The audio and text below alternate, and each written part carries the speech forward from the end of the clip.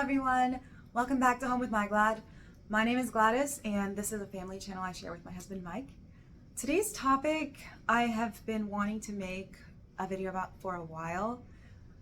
It's something we had to seriously address this year, and I've been putting it off because I didn't want to do it. I thought I'd get emotional and just it was still too raw, but I feel ready now, so I am making this video. This video is about taking care of senior dogs, and I'm already crying. See how to deal with it when they get sick and they get old, how to decide when it's the right time to put them down, and everything like that. We had to put down 2 dogs this year, Gabby and Smoochie. They're right here. I had these dogs since I was 22 and Mike was 23. So they're definitely like our first babies. Gabby's the black one and Smoochie is the white Shih Tzu. Gabby is a mixed breed. Definitely our first babies. I feel like they taught us how to be adults. We had to focus on them and we had to take care of them for them to survive. And over time, we just got better and better at it because we all just got more used to each other and better at prioritizing their needs. And I feel like they did the same for us. But we actually have a new puppy now. Let me show you. His name is Domino. This is Domino. He's a King Charles Spaniel and he's really, really, really sweet. And he has helped us so much. Just deal with the loss of Gabby and Smoochie, and he's been such a bright spot in our family's life. So I'm so thankful for him. We got him for free from someone who breeded these dogs and didn't want to do the breeding anymore, so he gave them away. I helped him find a trust where he could give the rest of them away as well, but Domino was free, which I was so happy about because I would not pay for a dog, being that there are so many dogs in need of homes. Yeah. All right, so now you know what this video is about. Now you can see why I was putting it off. We had to put 2 dogs down this year, one on February 22nd and one on May 22nd. Before I get to that whole thing, when to decide to put them down, I want to talk about what it was like during the last few years that we were all together.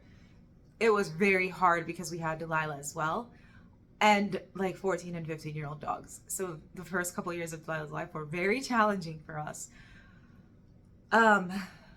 Yeah. So really everything was fine.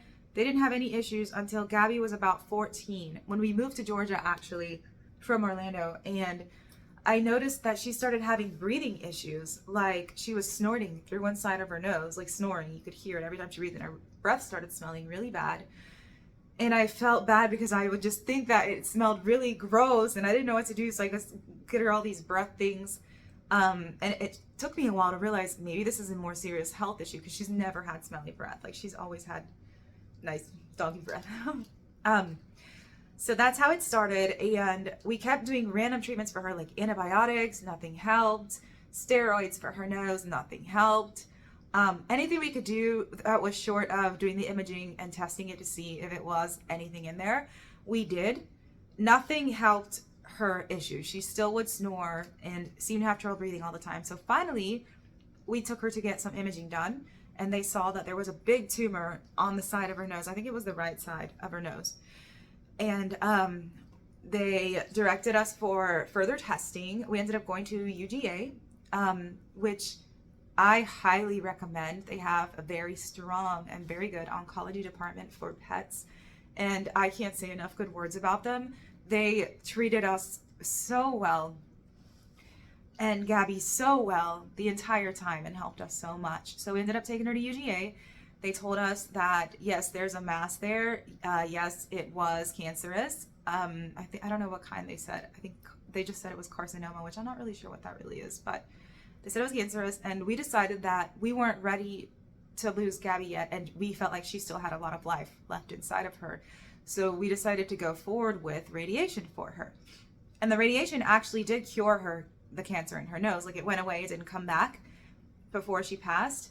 But she was not the same dog after the radiation. Like before it, she had regular energy And yes, she might have been anxious because she was older and I think maybe getting a little bit senile even then, but there was nothing really wrong with her until after the radiation. So she didn't have the breathing issue anymore, but then she started having a lot of like, I want to say mental or neurologic issues. I feel like she had trouble climbing the stairs, and her anxiety grew even stronger. And she just like would walk really slowly whenever we would go outside with her. So I guess, I don't know if I mentioned mobility issues, but mobility issues.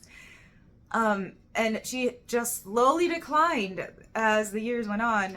It was only 2 years after the radiation. So I have mixed feelings about whether that is actually something we should have done, or if we should have just let her live with the cancer until her life, it took her life naturally, instead of trying to extend it, but maybe her not having so much quality of life. But the cancer was treated in January of 2021, and we ended up putting her down in May of 2022. All the statistics about radiation and what's the other thing for cancer that I can't think of? Chemotherapy and stuff for dogs say that extends their life anywhere from 6 months to a year and a half. So we almost made it to that year and a half mark, but she ended up dying for something completely unrelated to the cancer. In between that time, she kept declining. It got to the point where she had never had potty accidents. Puppy. She never had potty accidents, and when she got older, she started having trouble holding her number twos, and she would literally just number two wherever. And I would take her all the time, and it became really hard to estimate when she was gonna have to go number two, because she stopped being able to even tell us. To put her down in May of 2022. As far as Smoochie goes, Smoochie actually, he was solid until the last year, I'd say. Then he started getting really, really irritable. He would bark at us if we were eating dinner and not giving him anything, like bark constantly, and he never had that issue.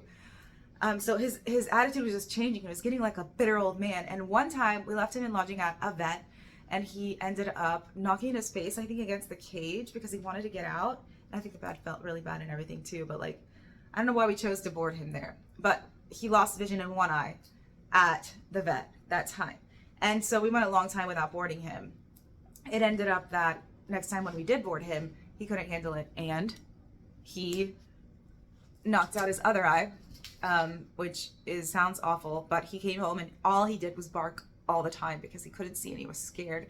And he also had Cushing's disease, so he was peeing all the time. He had to wear a diaper in the house. Like, if he wasn't outside, he was wearing a diaper in the house.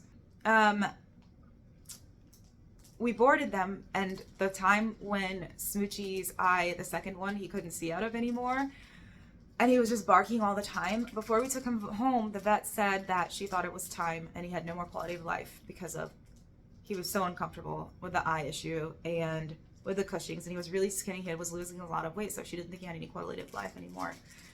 And we needed to consider whether we wanted to just help him pass away naturally or put him down. So we just were bawling at that appointment, and then when we brought him and put him down, we were just crying like little babies because it was our first baby that we were having to let go, you know. So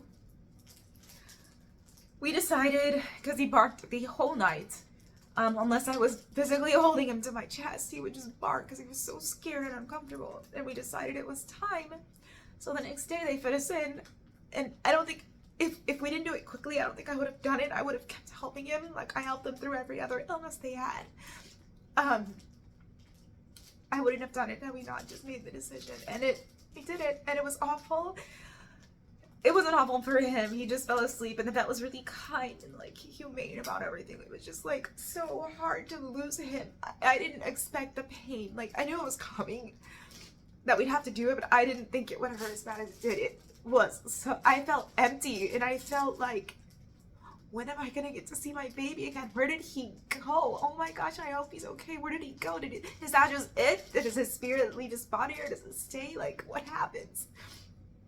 So then I discovered this one lady named Danielle McKinnon, and I'll link her channel below. I had no relation to her. I just watched her after, because I was grasping at straws. I needed something. I was so sad about losing my baby. Oh, here's a bigger picture of Smoochie. I made a pillow of him. It's just a stuffy pillow. So she has a lot of really good advice about when you lose your pet and about what happens to their spirits and about whether they can still see us and help us. And I highly recommend listening to her because I don't know if everything she's saying is true. All I know is that it helped me. It gave me some positivity about my dog, and like it helped me realize that he's okay. And you just should watch her if you're going through this yourself. So that was Smoochie. And then we had Gabby. We had her for 3 months by herself, and she just kept having problems. It would come to the point where we would come home, I remember one time, and she had slept, because she slept most of the time. She couldn't get up.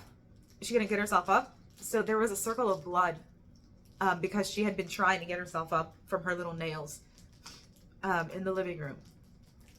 And we had to get her up and clean it and everything. But we still hung on to her even after that, even though I knew she was suffering and I knew it was hard. We took her to the vet. We're like, is it time for Gabby now? And the vet said that if we wanted to, she didn't think she had much quality of life and that we shouldn't feel bad about doing it then. But we hung on to her because it was just awful after losing Smoochie.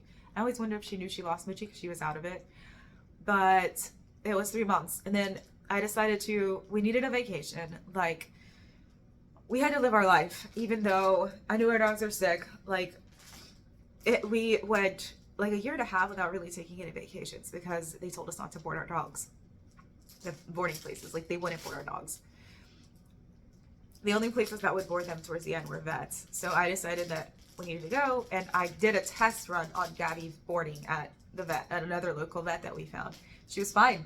I left her once for 1 night and I think another time for 2 nights. And both times she did completely okay. The time when we took her 4 or 5 day vacation, she just went downhill. And the first day they told us she wasn't eating, she wasn't really walking. Sometimes she had trouble getting up at home and we'd have to get her up and like physically walk with her so she'd walk. But, so one day they told us, and we told them, okay, some of that sounds normal. Some of it sounds normal and just do this. And then the next day they're like, oh, she seems a little bit better. She seems more peppy. So on Sunday they were closed. We didn't hear from them. On Monday we came back from our vacation and they didn't call us. They didn't tell us anything. We just told them we were coming. No, they didn't say anything. But when we got there, one of the vet techs, her name is Dakota at Brilliant Animal Hospital. She's lovely and she really, she was very supportive for us during this process. So she took care of Gabby the whole time when she was boarded, and Gabby wouldn't walk anymore, even if with assistance.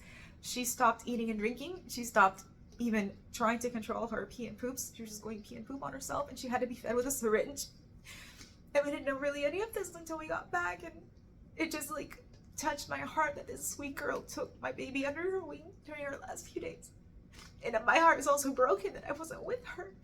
But I think part of the reason why that happened is because she thought that we were gonna come back for her, and so she stopped trying. So we actually had to put her down when we went to pick her up because we could tell that she was just not in a good place. So I'd say if you lose your dogs, just read everything you can about afterlife for them, and that's really comforting for me. I highly recommend. We got them both what is it called, cremated, and I got a few more things that I got for Smoochie that I didn't get for Gabby just because I think it was just really, really hard. So for Smoochie, we got these necklaces, and I wore them consistently for the first couple of months because it made me feel like he was close to me, and I was like, maybe he'll just appear and come back if I wear this all the time. And then here's Smoochie's ashes, and this came from the I don't know if to call it a funeral parlor or not, but I put the pictures in. So there are 3 pictures of him, and then it says Tiny loves Smoochie. And then here's my Gabby. It doesn't even have a picture. I have to put a picture of her on it, but this is my girl. They sleep by us on the bed. I know it's kind of weird, but maybe part of me still wishes or thinks that if I keep them there and I talk to them and I still include them in my life, that maybe one day they'll come back. Even though I know that next time I'll see them, we'll probably be in heaven. But yeah, that's still where I'm at. And then both of them, we got fur trimmings for both of them, and like nose prints and just all this stuff, just because I wanted to keep as much of them as I could. So a couple months later, a family friend called and told us about the farm where Domino lives, and that they had a lot of those dogs to give away, and I didn't think Mike would be open to it. It was exactly 3 months later that we got Domino, like a few days after 3 months. No, I'm sorry, not 3, 1. Because Gabby had to be put down May 22nd, and we got him on June 25th. But then I showed Mike a picture of the dogs, and we read about them and that they were really good for families, so we decided to go see them, and we took Domino home the same day we saw him, and it was probably the best thing we did because it really helped ease with the pain when I had something else to love that is of the same kind as the other ones, because dogs are just, if you've never had a dog, like their love is so pure, they're just such pure beings that like I need one around me after having them for so long. And I never had dogs growing up. Gabby was my first dog. If you watch one of my other videos all about dogs, I talk all about that. But yeah, he's been great. So I just wanted to talk about my experience about what it had been like to live with senior dogs and like have to go through putting them down and all that stuff, in the hope that it helps someone out there with a dog in the same situation. The biggest advice that I can give you during the last year, a few years of their life, you have to have a lot of patience with them.